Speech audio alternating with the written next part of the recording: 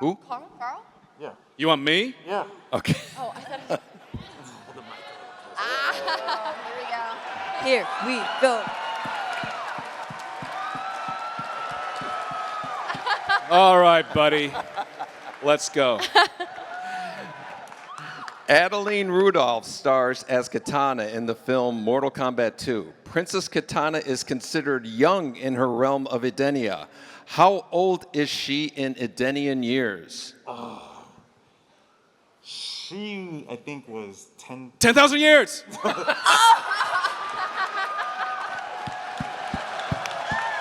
All right, all right. Welcome to the main stage here at the Javits Center, home of New York Comic Con. This very space is where all of the magic happens all weekend long. We are bringing you so many great panels and videos, some of them hosted by me, your video producer and host Ashley Victoria Robinson, and some of them hosted by a slew of amazing talent. If you want to be able to make sure that even though you're not with us or you're catching up at home, you see everything that happened this year in 2025, head over to thepopverse.com. We've got memberships, we've got so much access to all the coolest stuff. In the meantime, sit back and enjoy your feature panel presentation. So we have some questions for these amazing filmmakers, and I'd love to, I'm honored to be the one asking. You know, I'm in a strange situation. I was involved in the creation of the first game, and I've seen this movie 3 or 4 times now. It's gonna blow your minds. You are absolutely going to love it, and I really would love to poke into their heads as to what their experiences was creating this film and the incredible contributions that each one of them had. Let's start with Simon. What was your main draw in returning to Mortal Kombat, and how did you expand the universe? Thanks, Ed. Thanks. Nice intro, mate. You're doing a good job there. The goal was, after the first one came out, really the absolute core goal was to make Mortal Kombat 2 feel like a full feature-length version of the tone we created in the opening of Mortal Kombat 1. So the thing that was really, we really felt that we just scratched the surface. There is so much to Mortal Kombat. There is so much to the lore. There is so much to work with that I thought, well, we can just expand everything onto an even greater scale this time round. And really it was about pushing those, the boundaries with everything. So I wanted to have much more emotion with the characters. So there was much higher highs and much lower lows. I wanted us to journey through all of the realms and all of the different places and the different levels and the different environments that you can go to in Mortal Kombat. I wanted us to spend more time in those places and to see that and to be able to use the treasure trove that you've created over the years. There's so much there. So to know that we could come back and just swing so hard and just let it rip and just have this massive, wild spectacle up on the big screen was an amazing thing. So how could I say? Yeah, and he wasn't kidding when he said this is not only the craziest action movie, but there is so much emotion. There's a lot of drama. You will cry when you watch this movie, and I'm thrilled that you're eventually going to see it. Simon, again, this is a bit of a tough one. Some fans were disappointed when the movie was moved from October to May of next year. And why did you move it? No, I'm sorry. Yeah, that's right. It was all my fault. Thanks, Ed. Yeah. Yes, Simon. Why did you move the movie? Yeah, thanks, guys. Yeah. Terrific. Yeah. Way to throw Maybe me you under can the help bus us there, Ed. explain the delay. Yeah. Okay. Well, we're actually a victim of our own success. So every time people have seen this movie, it's sort of just gained momentum. And it's just we've created a massive summer blockbuster, is what we've created. And so I think we should all be sort of proud of the fact that Mortal Kombat 2 as the movie and the franchise itself is just going to kick off summer next year. So yes, we have to wait, but it's going to feel massive when it comes out next year. So that's the reason.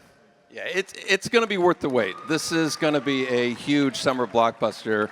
I know it's probably pretty painful to have to wait several more months, but the wait will absolutely be worth it. Next question is for Karl.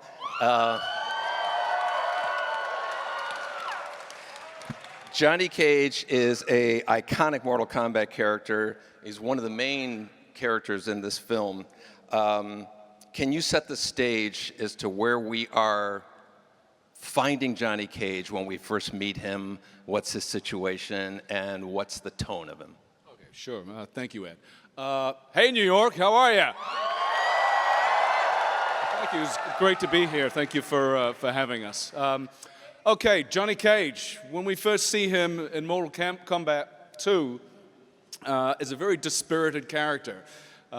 His career is completely in the tank. He's not been keeping up with his martial arts training.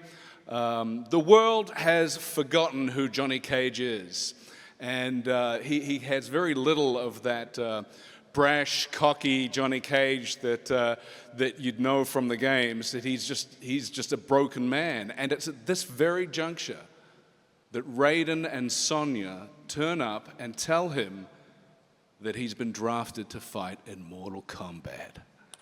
Yeah. And so through the course of the movie, you're going to get to see him transform into a true champion of Earthrealm, a hero, and you get to see him sort of involuntarily get launched into this insane action epic adventure. It'll blow your minds, man. Mortal Kombat 2. I tell you.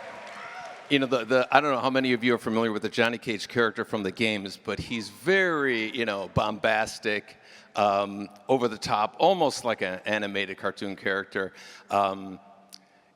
Karl's interpretation is a little bit more brooding, a little bit more a harder tone. I was wondering if that came from you, came from Jeremy, came from Simon, some combination as to kind of portray him that way. It was really Jeremy. I mean, that's really the character, the way that you've set up that character. To me, it's fun because you give the character a place to start. We're going to get to that character, right? But we have to start him somewhere to give him this incredible arc, right? Yeah, I think we all kind of felt that the Johnny Cage from the games, who is the biggest movie star in the world and kind of has everything at his fingertips, isn't a character that necessarily you can go on a journey with. He kind of already has everything. So it was more interesting to us to start him at a lower place and sort of watch him become the Johnny Cage that we know and love. Yeah, a lot of feedback we got from the previous movie was we wanted to have somebody see Mortal Kombat for the first time in their eyes, and that's Johnny Cage. So his reactions, the one-liners that he has, is you're gonna get a lot of big laughs are gonna come from some of the lines that he says. Next question is for Jeremy. How did you balance fighting, action, and emotional elements into writing the script? It's a great problem to have when you have a movie with like 20 main characters. There's so much to choose from. It's daunting at the same time because you can't make a 6-hour Mortal Kombat movie, even though I'm sure some of the people in this audience would love to see that. But I really had to kind of just rely on my inner Mortal Kombat fan as a sort of North Star. I had to look back at I was 14 when the game came out. I was one of those kids pumping quarters into the arcade. I was there day one for the original movie. I had the soundtrack on repeat. It meant a lot to me. And so every time there was any sort of question with this movie, I kind of had to tap into that inner self and be like, what's the movie that 14-year-old version of me would walk out of the theater and say, that was the coolest thing I've ever seen in my life. And that's what I kind of wrote the movie for. Yeah, the opening sequence. If you remember the opening sequence from the previous movie, it's a pretty heavy moment when we see Scorpion and Sub-Zero and kind of like their meeting. The opening scene in this film is double that intensity. I mean, it punches you in the face, and I challenge you not to cry when you watch that opening sequence. Another thing that you've done is you've managed to get, I think it seems like there's about twice as many fights in this film as the previous one. Was that one of the goals that you all had in one-upping the previous film? Well, yes. Yes is the short answer. I think the tournament itself allowed us to create a structure that the storylines all went through all the time. So all of our characters, their journeys have to go through the tournament, and we wanted to do that in a way that was visually sort of massive, but visually interesting, and always had the variety that Mortal Kombat has from the beginning. So I think it was a constant balance, and something we just spent a lot of time talking about, and a lot of time sort of balancing and calibrating and keeping the tone right, and making sure that this character wasn't getting, if they need to be looked after, and this character needs to. So it was just sort of a constant balancing act, really. And the other thing that we were all very aware of was that a lot of traditional fighting tournament movies, there's a fight, it's exciting, and then you can kind of go to the bathroom, you can get some popcorn, because nothing's going to happen until the next fight. And we didn't want that structure. So in this movie, there's the tournament is awesome, but in between the tournament, the characters have their own sort of missions and adventures they're going on, so that there's really no downtime. It's kind of all fun stuff. Yeah, and the fact that there's a tournament and the tournament has consequences is one of my favorite parts of this film. Is the tournament actually means something. This film is going to also be available IMAX, right? Simon, can you tell us anything about the experience of watching it in IMAX and why people should search that out? Yeah. So, I mean, it was really exciting to go into this knowing that IMAX wanted to be part of this and make it as big and as massive as possible. So that's a pretty fantastic thing as a director to be partnering with those guys. They're an absolute joy to work with. But what I wanted to do is I wanted to do a little bit more with what IMAX could give us. So yes, we use the enormous real estate and scale that IMAX provides us. So we have the different format, but what I wanted to do is I didn't want to just do, we'll just put a bit more screen and a bit more real estate. I actually wanted to do something with that real estate that if you consider yourself a fan of Mortal Kombat, you have to see it in IMAX, because there's some little bits of joy up there that you're going to love to see. And you won't see it in the sort of regulation, the normal screening. You'll just see it in IMAX. And it affects the story a little bit, and it's kind of fun. That's great. I've been spending time with this cast together for the past couple of days, and there's a definite camaraderie with them. They went through some rigorous physical training. They've had fights between each other. I shouldn't give away which fights they've had, which I don't want to spoilers.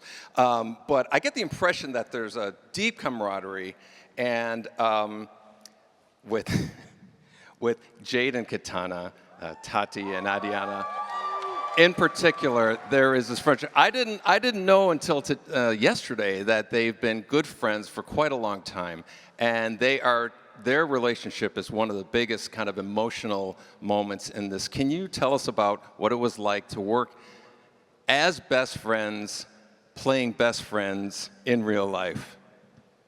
I mean, it was a dream come true. Tati and I have known each other for almost 8 years now. We worked on a project together and played sisters in that project.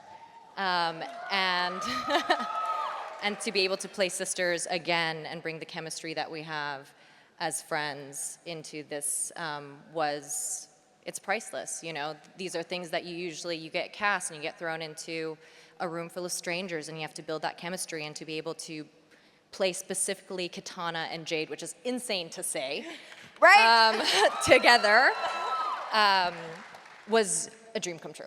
Truly, it was like you couldn't ask for a safer space, and just a very easy flow. The way that we could connect, I felt like I could look across the set or whatever, the room, and look Addie in the eyes, and she knew what I was trying to say to her. I knew what she was trying to say to me. We could move about each other and communicate in this very just seamless way, it felt like. Yeah, so I feel so lucky. Like you truly couldn't ask for anything. Yeah, their story, it's not just all friendship. There is conflict between them. Jade is kind of torn between duty and friendship, and to me, it's one of the kind of the softest moments. It's really a great contrast to all the crazy actions happening. Karl, you have experience with ensemble casts, and how would you compare this cast, the ensemble, working with anybody here of The Boys?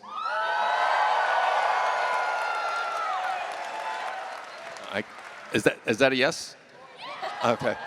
So how does it compare with working with this ensemble cast? We're your favorite. Oh, yeah.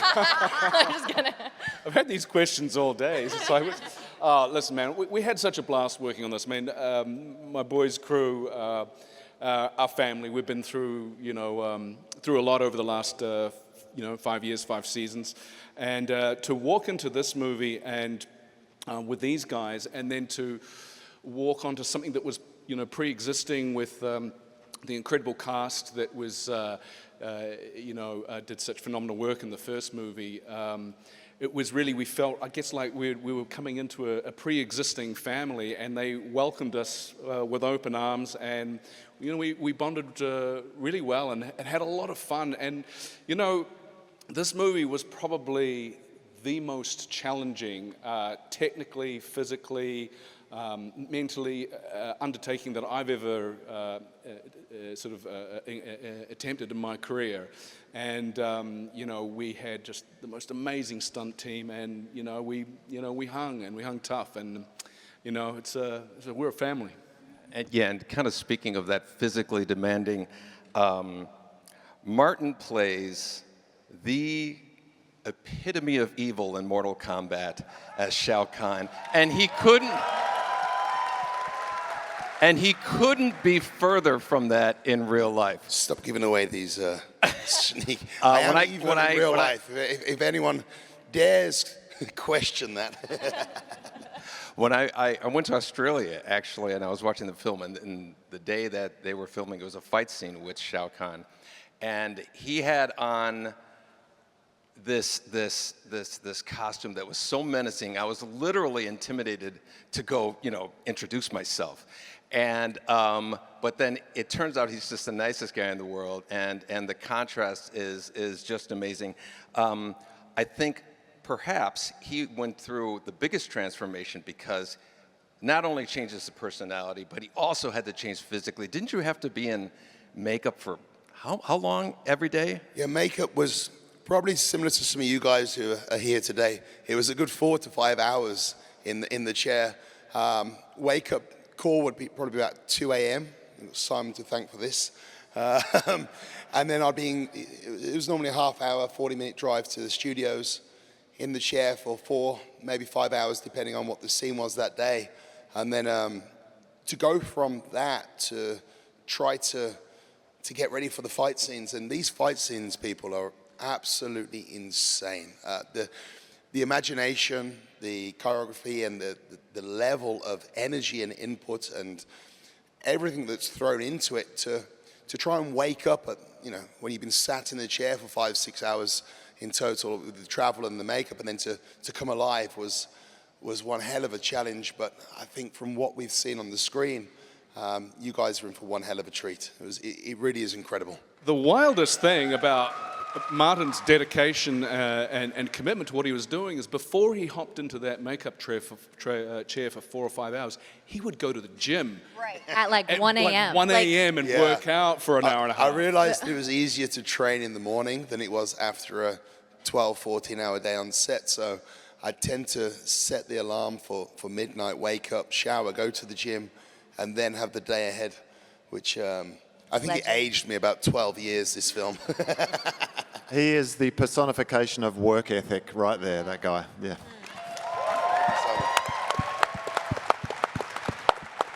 Do you remember how heavy that hammer was? Well, after about 7, 8 hours on set, it felt real heavy. Mortal Kombat has been known to introduce new characters throughout the games, and Mortal Kombat film is actually introducing a new character, and his name is Ed the Bartender. I don't know if we have a visual to show there.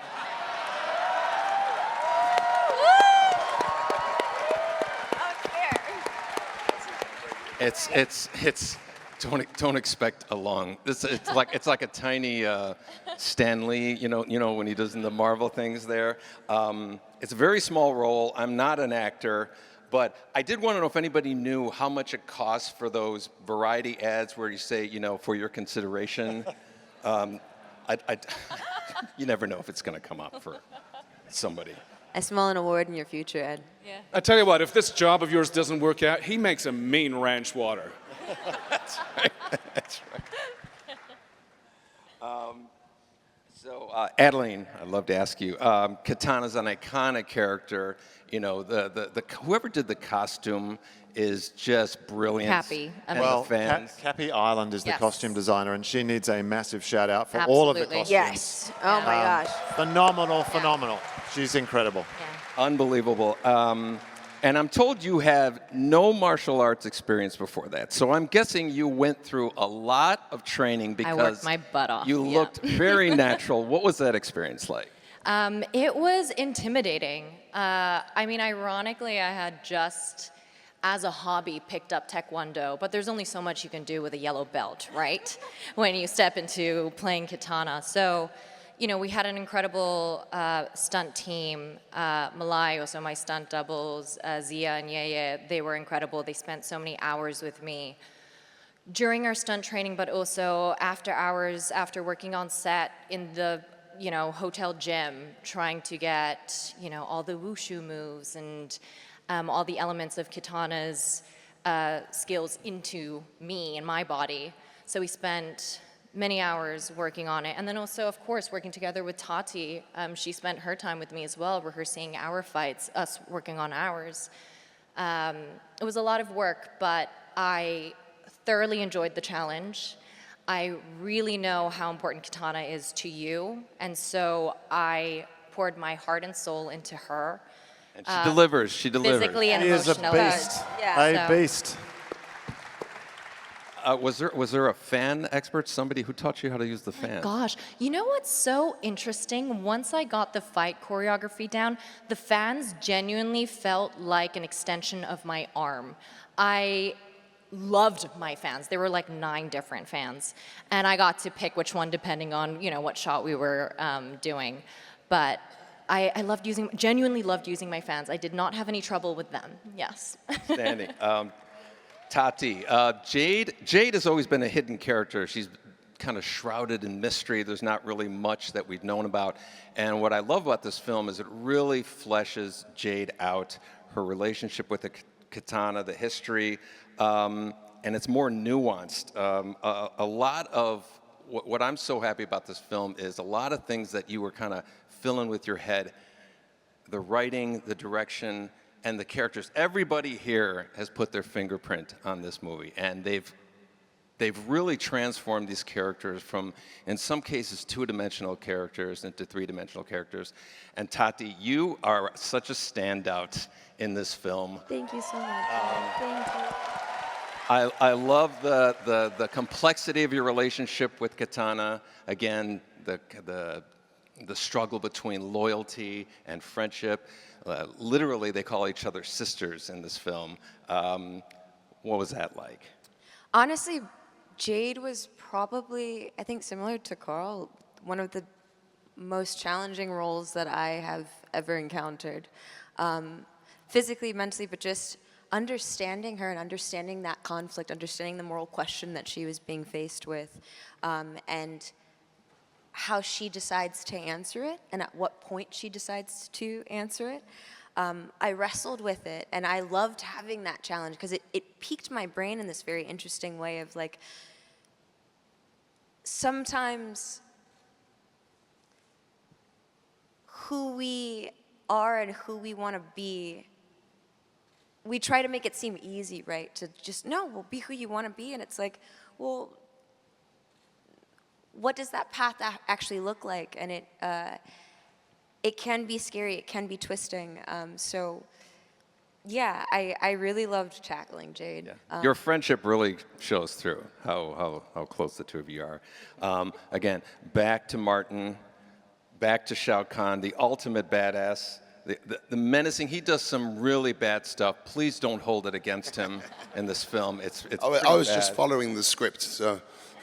Yes, blame Jeremy, blame Simon.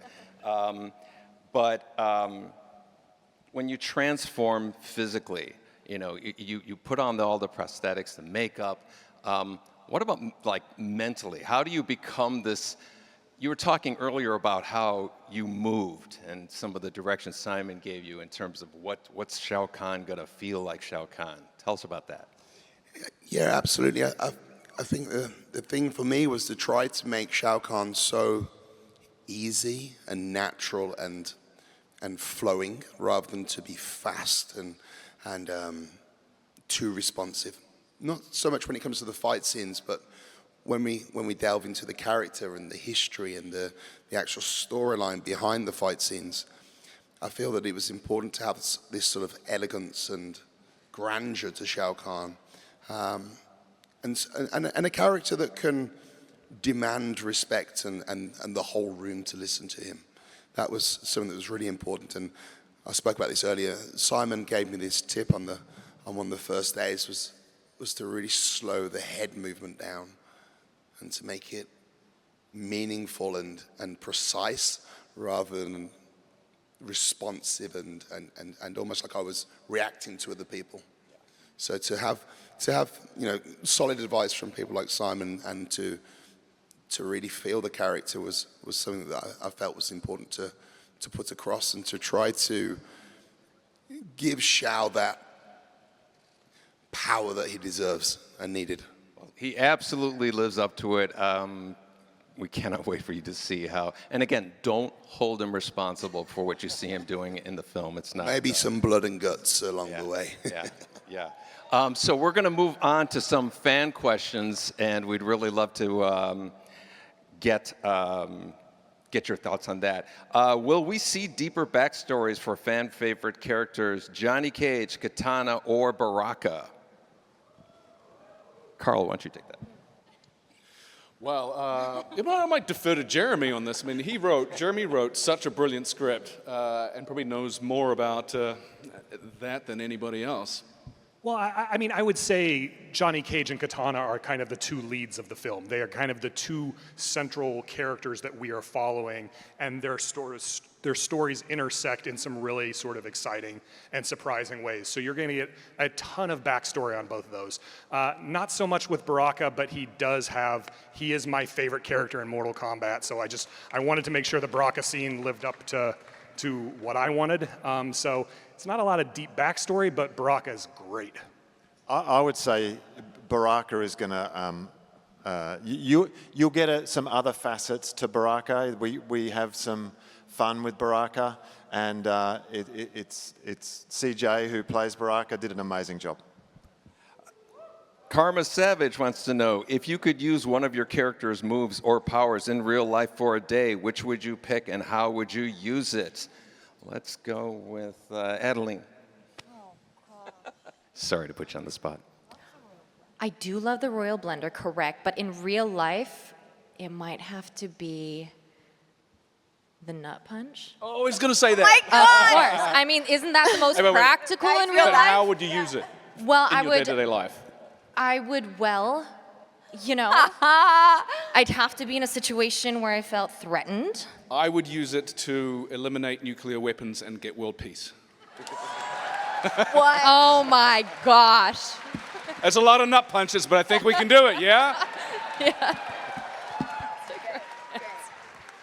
John Paul at New York wants to know, were there any moments of improvisation on set in fight choreography, dialogue, reactions that will probably remain in the final cut because they worked so well? Karl? Well, you know, improvisation in fight choreography is generally not a good idea. Oh, sorry. But I tell you what blew me away was Josh Lawson, who plays Kano. Yeah. Right? This guy is an improvisation machine, and I think one of the most challenging aspects of Mortal Kombat was to try and hold it together and stop laughing when he was riffing on set, because you just let him go, take after take, and every take would be different. It's can't wait for you guys to see Kano in this. It's Kano and leveled Johnny up. Cage is going to be a standout in this film. Team Awesome 418 wants to know, if you had the opportunity to portray an alternative character in Mortal Kombat beyond your assigned role, which character would you choose? Anyone?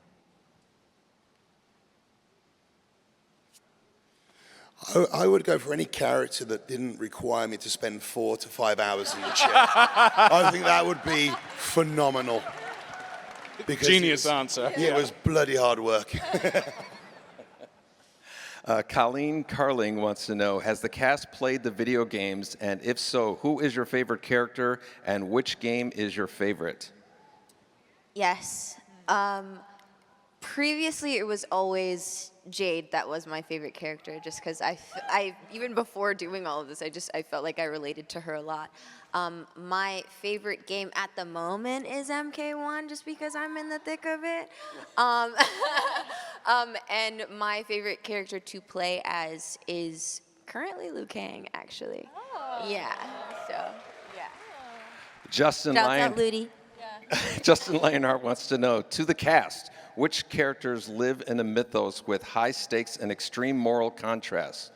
What was one moment during filming where you found yourself questioning your character's choices, and how did you bring that internal conflict to life on screen? For me, a lot. But I think once I realized the conflict that I was having inside with her and understanding her conflict, to use all of that conflict and let it be, not try to control it, not try to understand too much, not try to take from my character, I guess, her own journey in trying to gather herself or understand herself. Yeah, that's short answer. I think, you know, part of the job as an actor is to question the choices of the characters you play, and not to pass judgment on their choices, but at least to understand why they do what they do. And certainly for me, in the case of, you know, Johnny in this film, initially he's a character who doesn't run towards the danger. He's running in the opposite direction.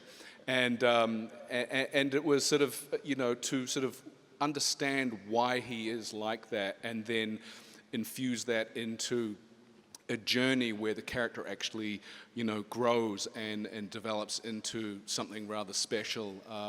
You know, it's like a foundation in a building, or you know, and it's just you lay one brick on top of another, and you know, you work with great people, and at the end of the day, you get to stand back, and you know, we all get to enjoy that construction.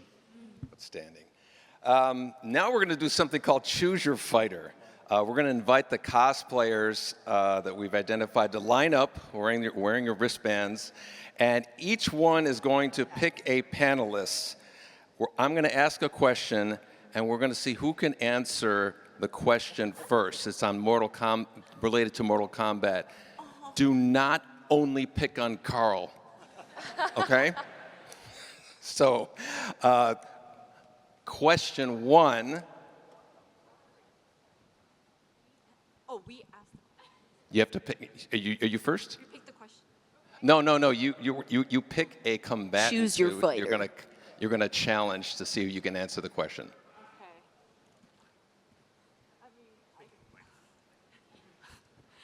Okay. I think you know who I'm going to pick because I'm You look cosplaying. amazing. You look incredible. Thank you so much.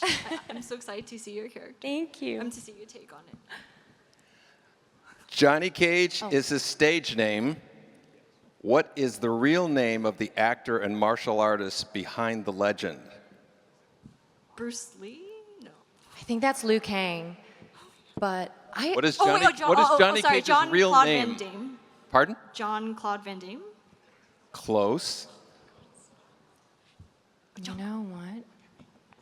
Jean Claude Van Damme. John Carlton. John Carlton. John Is his real name. Carlton. Oh my Yes, gosh. yes. I feel like you should get the point. You were definitely closer than I was on that. Okay. Next, so choose your fighter. Jeremy. Who? Oh, Jeremy. Oh, sorry. Choose my fighter. Excuse me. Choose your opponent here. Choose my opponent. Yes. Yeah, it would be. Okay, let's go, Carl. Who? Carl? Yeah. You want me? Yeah. Okay. Oh, I thought.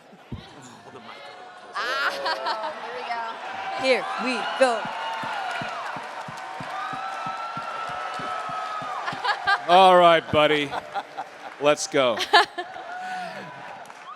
Adeline Rudolph stars as Katana in the film Mortal Kombat II. Princess Katana is considered young in her realm of Edenia. How old is she in Edenian years? She, I think, was 10. 10,000 years.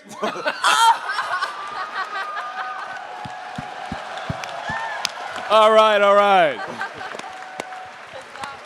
So close. So close. Okay, next contestant. Johnny, I wonder who's going to choose. Choose your opponent. Choose your opponent. Martyn, I see you up there. Come on, Hero man. of the show, Johnny Cage here. Gotta take it down a peg or two. Hit me. Okay, Katana was a love interest of this character even after his murder. Liu Kang. Liu Kang. Oh, he's Weak good. stuff. Give me a real challenge. Give it up for Bring Johnny it. fucking Rematch. Cage. We got the energy. We got the energy. Outstanding. I dig it. Wow. Okay, choose your opponent. Who's left? Dang. You can choose the director and writer too. No. No, you can't do that. You have to be on Jade, it. stand up. Oh no, watch out. Here we go. Let's go. This one's so easy It's for almost you. not even fair. Yeah, it's not even fair. I just peeked Tati at it. Gabrielle stars as Jade, one of Shao Kahn's assassins and spies, who debuted as a secret character in Mortal Kombat 2. Jade is a lifelong friend and personal bodyguard of... Princess Katana. There you go. Let her have that one. Game over.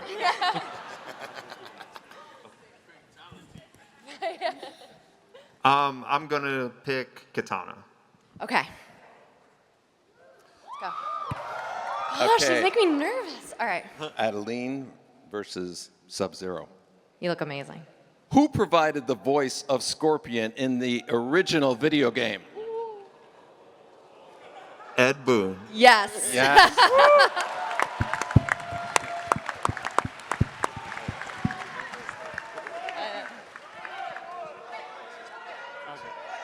No.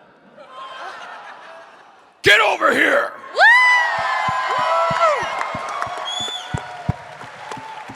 Okay, who's your opponent? From one John to a Johnny. So, Carl, please. All right. bear with me. Oh, man. Do you remember the Mortal Kombat song? Dun, dun, dun, dun, dun, dun, dun.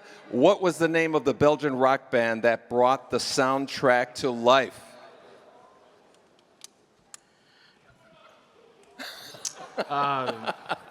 Five, 4, 3, 2, 1, the Immortals! Dude.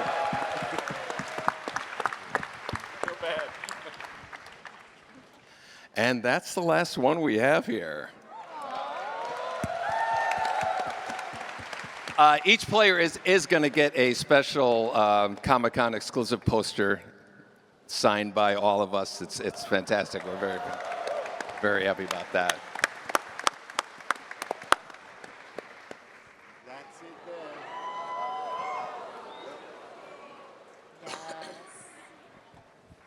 So great. That looks so good. Yeah, that's the special poster you guys are going to get for playing the game, and so thanks for doing that. Thanks for looking amazing. Incredible work.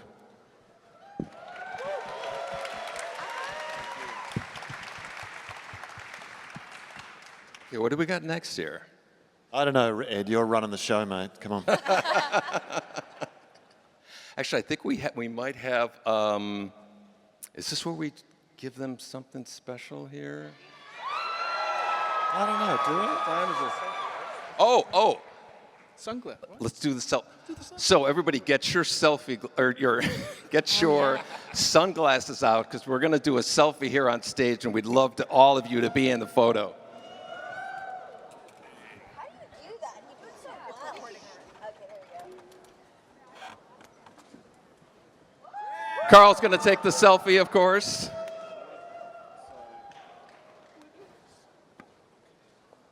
There you go. Actually, yeah, stand up on the chair. I'll let you get everybody in there. There you go. Let's hear it!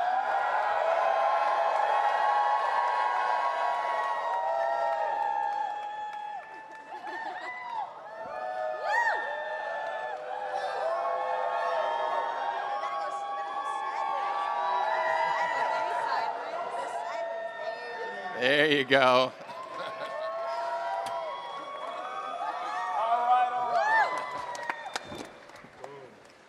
Now we're going to stop the live stream because you guys are in for a huge treat here.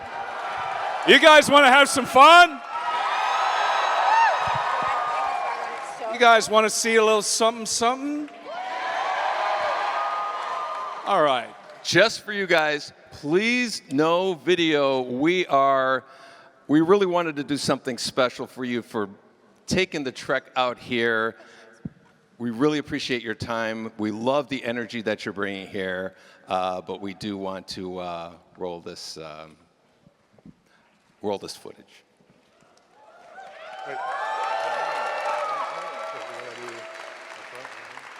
You want to announce it now?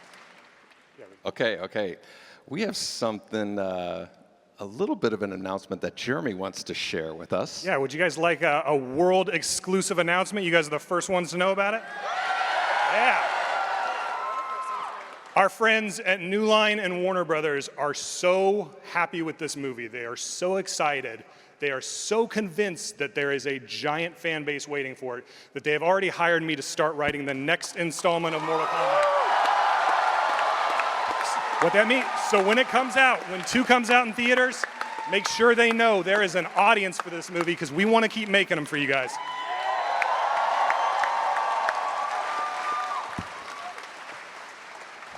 Want to thank everybody for coming out, and remember this, what we're going to show you is just for you. We'd really love to keep it just for you. We want you really glad that you came here. Please, no recording. Let's roll it. Thank you so much, New York. We love you.